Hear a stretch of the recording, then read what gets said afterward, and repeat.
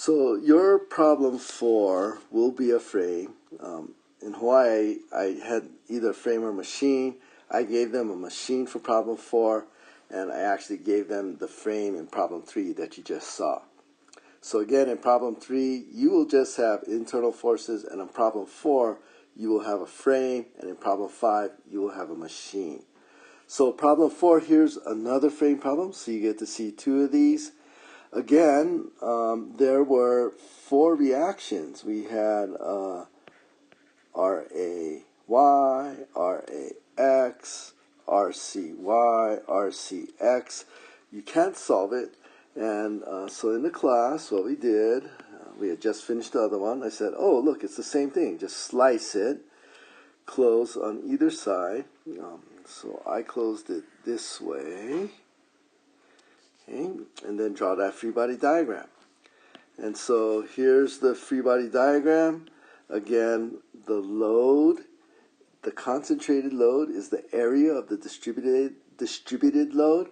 So the area of that triangle is 1/2 base times height, 1/2 3 times 400, which is 600. And it's located at the centroid of the triangle, which is 1/3 over from the tall end, so 1 meter in from the tall end. Here's the free body diagram with the 600. We slice through here. There's a shear and an axial, but no moment. And here are those 2 reactions. We're trying to get a reaction, solve for one of the reactions, so we sum moments about B. Summing moments about B, we get RAY going clockwise around B times a distance of 3 clockwise, and the 600 going counterclockwise and a distance of 1, and solving for RAY, it comes out to 200 newtons going up. Now that we knew one of the reactions, we went back to the original free body diagram. I drew in at 200. Now you only have 3 unknowns, RAX, RCX, and RCY, and you could solve for that. For example, I can see immediately that RCY is 400, because 200 up, 600 down. And then you would take moments, let's say, about A, and then you could get RCX, or you could take moments about C and get RAX. Your problem 5 will be a machine problem, and that translates to, in this class, pulleys. The key thing to know about a pulley in this class, not necessarily in dynamics, but in this class, the tension of a rope around a pulley is constant. What makes this a little tricky is these problems always have more than one rope. So you can't just cut through all the ropes and say, oh, they're all the same tension. In this case, there's a green rope and there's a red rope. And so anything that's green will be the same and anything that's red will be the same. But green will not equal red. So I drew a loop around the pulley, and here is the free body diagram for the pulley right here. There was P, okay, that was given.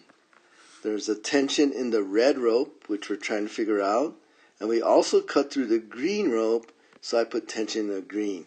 A big mistake is to say that TG and TR are the same. I've even color-coded this solution. So there are 2 different things. Well, the first thing we know is that anything that's red is the same tension. That means that T red equals P because they're the same rope. I redrew the free body diagram with T red equal to P, and it was pretty obvious from some forces in the Y that T green was now 2P. So the red rope has P, the green rope has 2P. Then I did this free body diagram. I sliced the sliced the green rope, went around the load, went through here. I dodged that P, and then I cut the red rope. So the new free body diagram was this. I cut through the green rope. I got the 6. I missed the P, and I cut through the red rope. Well, we know that the green is 2P. And we know the red is 1P, And so easily, and there's a 6. So solving sum Fy equals 0, 3p going up, 6 going down, p equals 2 kilonewtons. Next, we need to find this distance x, which is unknown. I wrote in the new answers we just got, 4 up on the left, 2 up on the right. I sum moments about a, minus 6 times x plus 2 times 1. X equals 2 times 1 over 6, or 1/3 meter. Your problem 6, which would be the last problem on the test, will be a centroid and moment of inertia problem. We have a T section here, and normally what I would do is I would break it up into 2 rectangles like this. But to increase the degree of difficulty, and actually to do something that I do in my reinforced concrete classes, I broke it up like this. And what's interesting is you have the regular red rectangle, and then you have these 2 green ears. Well, the 2 green ears can be added together as one rectangle. Okay, so the green adds up to something that's 250 millimeters wide and 50 millimeters tall. To further add to the difficulty, I picked my coordinate system, my temporary coordinate system, before I calculated the centroid, to be right at the centroid of the red rectangle. Okay, right at the middle of the rectangle is where I put mine. I think a normal way to solve this would be to put the temporary coordinate system at the bottom of the beam, or the top, bottom right there, or at the top. But I did it like this in class so that I'd give you the opportunity to redo this exact problem like this, how you would normally solve it, to see if you got the same exact answers as I did. And if you could do that, you can know that you got it right. I mentioned in class that the problem on the test will be made up only of things that are on that practice sheet. Not the practice sheet, that are on the back cover of the book, which you'll be given. That means you won't have to do any integrals on the exam. Okay, to get the centroid, you just need sum a times y divided by sum a. And what you do is you set up a table, you get the area, you get the y, and then you multiply a times y.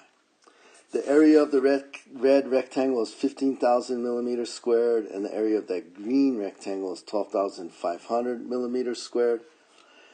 Given my unusual choice of coordinate system, temporary coordinate system, I put it right at the centroid of the red rectangle. So the distance from my coordinate system to the centroid of the red rectangle is 0. That's convenient. So a times y is 0.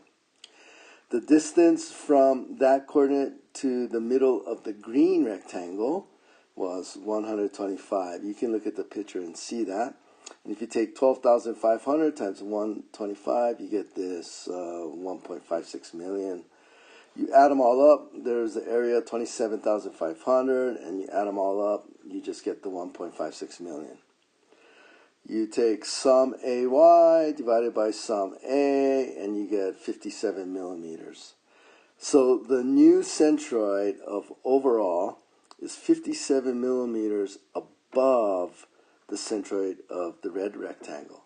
Adding the green ears moves the centroid up 57 millimeters. And this kind of makes sense. The distance between the two individual centroids is 125 millimeters. Half of that is 62.5. The red rectangle is a little bigger than the green rectangle, so the centroid should be slightly closer to the red centroid, so less than 62.5. So 57.8 seems right. And I did double check it with Excel, and it is right.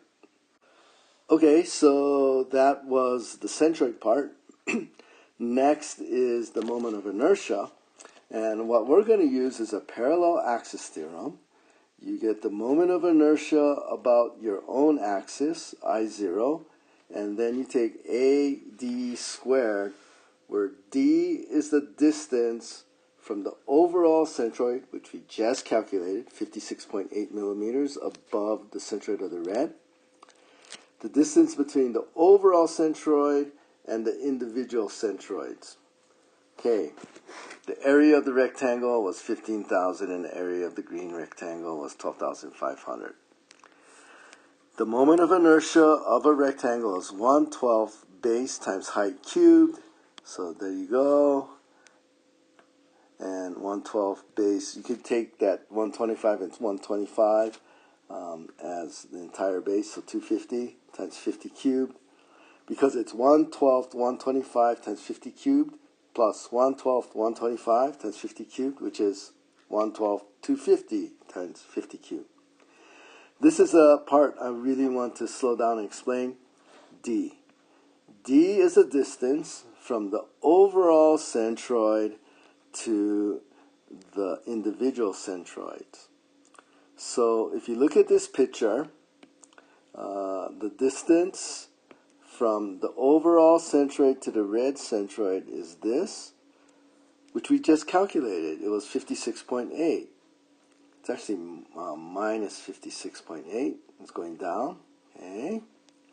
And the distance, the green distance, is the distance from the centroid, overall centroid, to the centroid of the green rectangle, which is 125. We just said that 125 was the distance between the coordinate system and the green centroid.